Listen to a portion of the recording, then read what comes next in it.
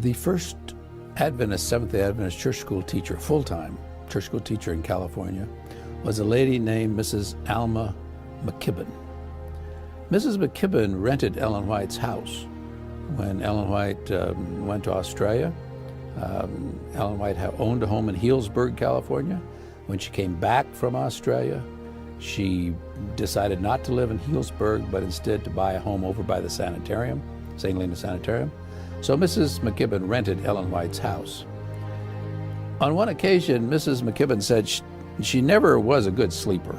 She couldn't sleep well at night. And on this particular occasion, she was not feeling well at all. So she traveled from Healdsburg over to the St. Helena Sanitarium, hoped to get in, but the sanitarium was full. They had no beds open.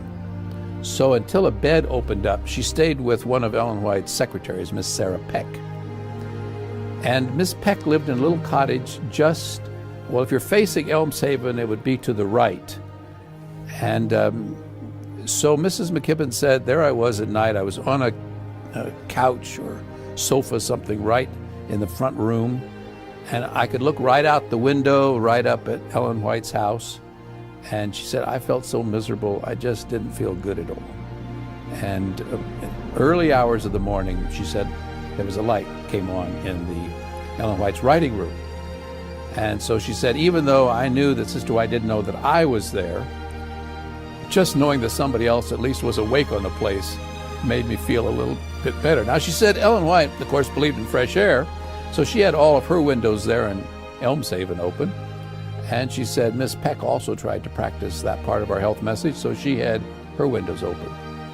And she said through the night air, she heard something that she had never heard before or since, anything like it. And that was Ellen White pray. She said Ellen White prayed out loud. Well, we have other records of her praying her private prayers out loud. So the story makes sense from other records that we have. But she said Mrs. White began to pray. And she said it was not our Father, it was my Father. She said it was such an earnest prayer. She said, I've never heard anything like it. Now, if you know anything about Mrs. McKibben was a real Bible student. In fact, she wrote some of our very earliest Bible textbooks. She was a Bible scholar. And she said, I used to read in the Bible about the burden that Isaiah or the burden that Jeremiah carried for the people of God. But she said, I never, until that evening, that night, she said, I never really understood what it was for a prophet to carry a burden for an entire people. She said, oh, we all carry burdens for our loved ones, our family members. But she said that night, as Ellen White began to pray, she said she began to implore God, earnestly pray to God, that He would stand by and help keep the leaders of this church faithful, that they would never succumb to some of the temptations that come along to deviate from the truth. And she said how she prayed that God would help the leaders of this church to remain faithful.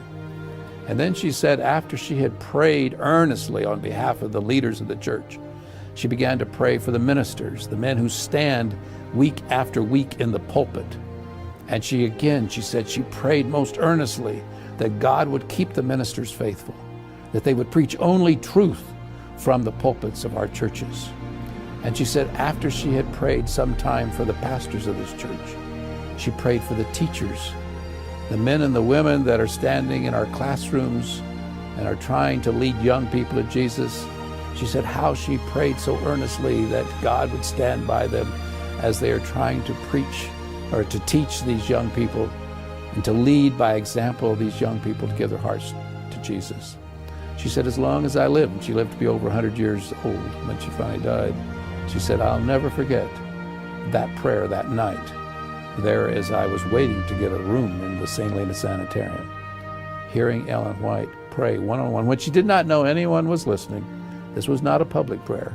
She thought she was the only one besides God that was listening, praying on behalf of this church. She said that was the first time she had just a small inkling of what it is for a prophet to carry a burden for an entire church.